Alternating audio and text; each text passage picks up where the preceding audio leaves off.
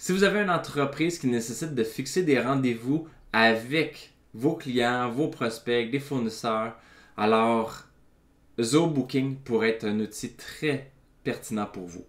Alors, Booking permet de fixer des rendez-vous avec vos prospects, mais c'est vos prospects, vos clients qui réellement fixent le rendez-vous selon vos disponibilités respectives. Donc, en réalité, c'est que Booking va se linker à votre agenda et va permettre de donner les disponibilités. Et là, les clients, les prospects vont pouvoir sélectionner les moments et fixer le rendez-vous. Et vous allez à ce moment-là pouvoir tout simplement aller au rendez-vous. Donc, je vous partage mon écran pour vous montrer qu'est-ce qu'on peut faire.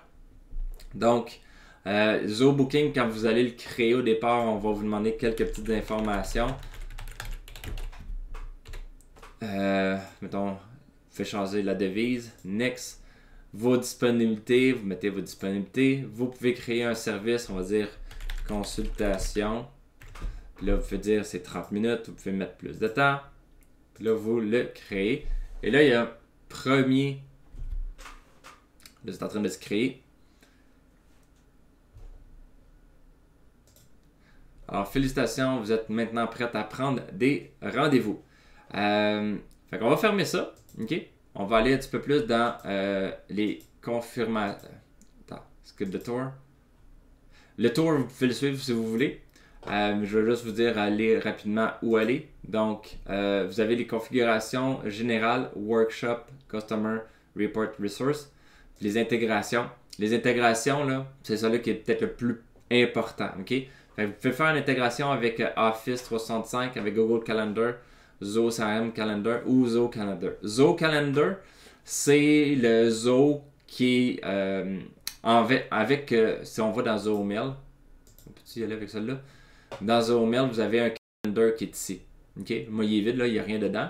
Mais il y a aussi la possibilité qui est linkée avec le ZoCalendar. C'est le même en réalité. Fait que ça, vous avez le ZoCalendar. Ah, je veux pas le tour, là.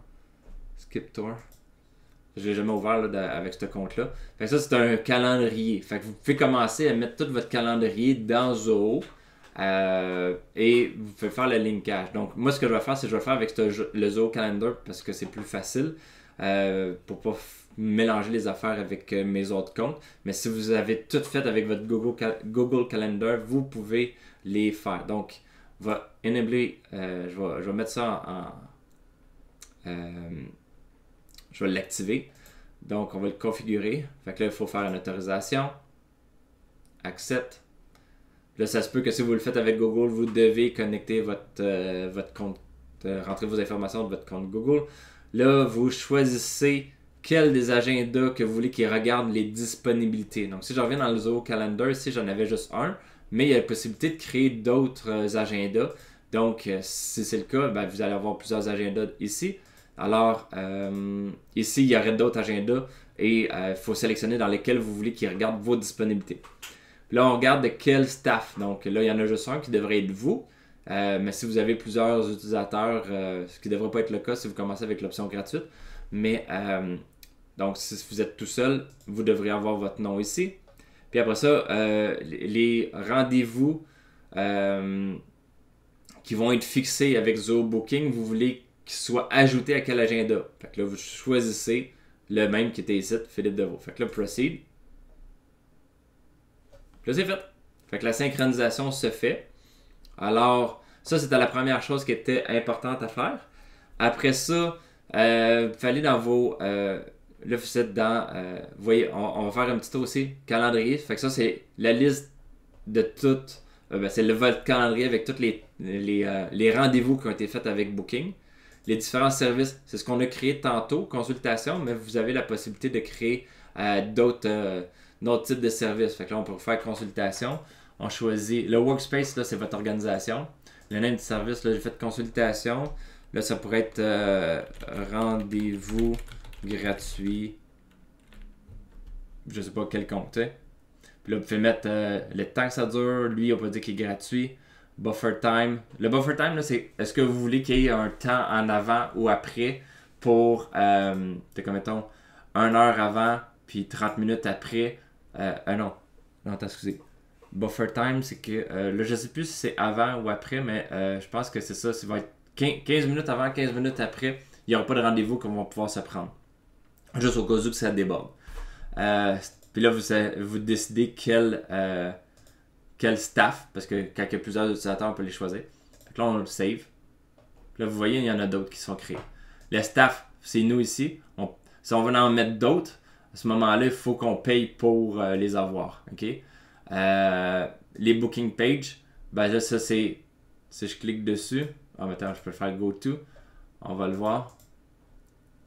Là, les gens peuvent choisir consultation, rendez-vous gratuit. Avec qui? C'est moi. Les disponibilités, c'est quand, mettons 21 décembre. La date, on va dire, mettons 10h45. Book appointment. Test, console.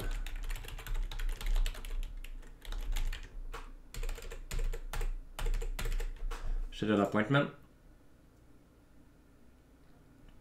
Fait que là, en temps normal, le client peut l'ajouter à son calendrier ou de booker un autre rendez-vous. Donc, techniquement, ça serait fait qu'en temps normal, là, je me rappelle plus c'est quand je l'avais fait, là.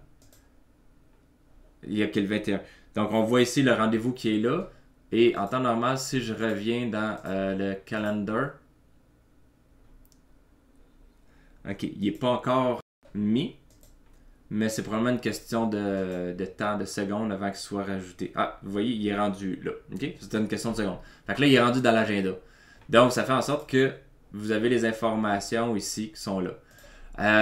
Donc, ce qui est intéressant, ça, c'est le booking page pour toute l'organisation. Là, vous pouvez dire, ben, gars, je veux la page juste pour les rendez-vous gratuits. Fait que vous l'avez ici, fait que comme ça, la personne peut juste choisir rendez-vous gratuit, il n'y a pas d'autre option, là. Même affaire par rapport à la consultation. La consultation, il y a un lien, fait que là, c'est juste une consultation qui peut être faite. C'est ça qui est le fun. Puis le staff, ben, de côté, ça peut être tout simplement, selon la personne, bon, ben, toutes les possibilités que la personne offre, quel service, consultation, rendez-vous, puis là, à ce moment-là, fixe le rendez-vous. Donc, vous avez ces possibilités-là. Si on retourne dans le... On va aller dans le staff, parce qu'on va dire que c'est pas mal vous qui allez faire la gestion d'un peu tout ça.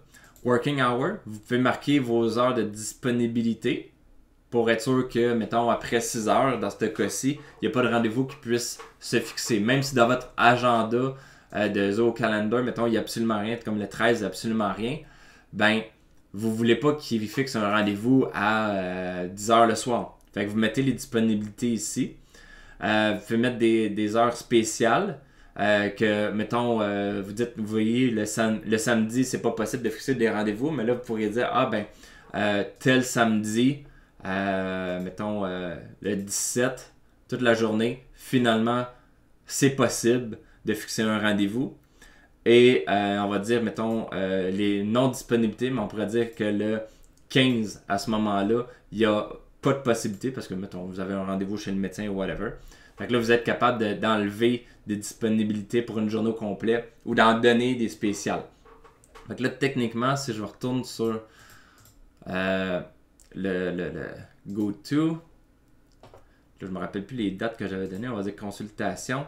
Fait que vous voyez, le 15, ici, il n'est plus disponible parce que j'ai enlevé la disponibilité. Puis le 17, j'ai donné de la disponibilité. Fait que ça permet de faire ça. Booking page setting. Ça, c'est le layout. Si vous voulez mettre un logo, si vous voulez mettre un titre, si vous voulez mettre un message de bienvenue, plein de choses que vous pouvez faire, c'est là que ça se passe. Embed as widget. Ça, c'est si vous voulez le copier à quelque part sur un site web. Mettons que vous avez un site web, vous copiez le code ici, puis vous allez le mettre. Excusez-moi. Et là, le widget, le programme de prise de rendez-vous va apparaître sur votre site web à l'endroit où vous avez déterminé ça. Donc, pour les sites web, vous pouvez l'intégrer directement dans votre site web. Sinon, vous avez les rendez-vous, soit pour... Là, vous y allez selon quelle sorte de rendez-vous. Vous donnez le lien aux personnes, soit par mettons, vous, c'est quoi les différentes options, ou vous pouvez aller par le service. Fait que rendez-vous gratuit, vous avez ici, lui, c'est juste un rendez-vous gratuit qui peut être pris. Donc, ce qui peut être intéressant de faire, dépendant ce que vous avez comme setup, vous pouvez avoir un site web où vous mettez une page qui est faite spécifiquement pour prendre des rendez-vous.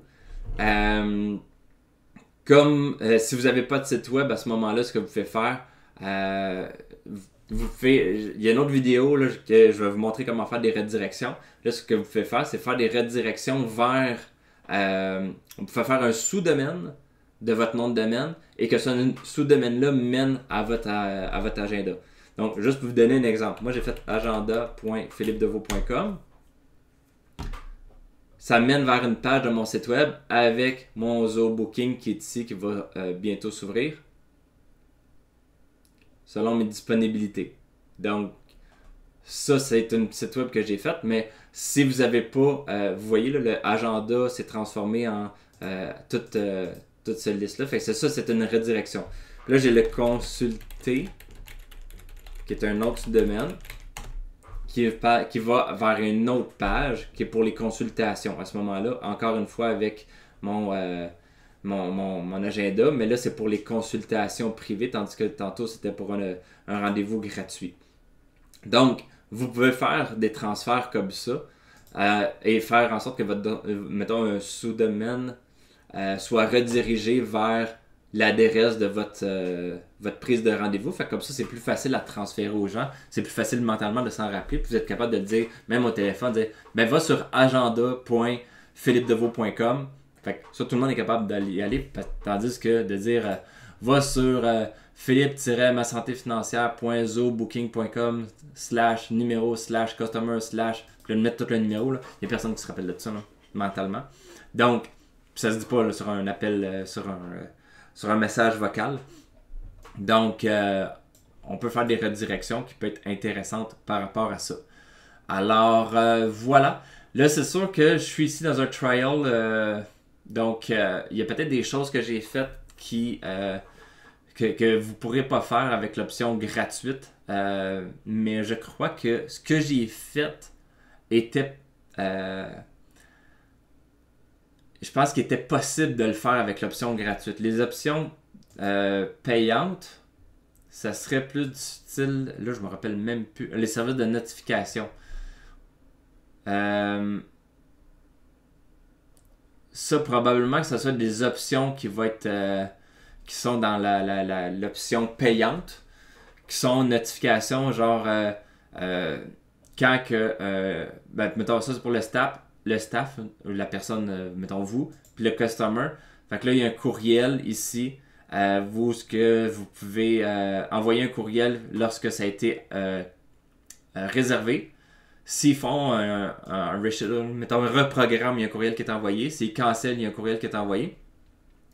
Mais là aussi, il y a la possibilité de faire Remind Upcoming Event. Vous pouvez faire, avant X nombre de jours, envoyer un courriel.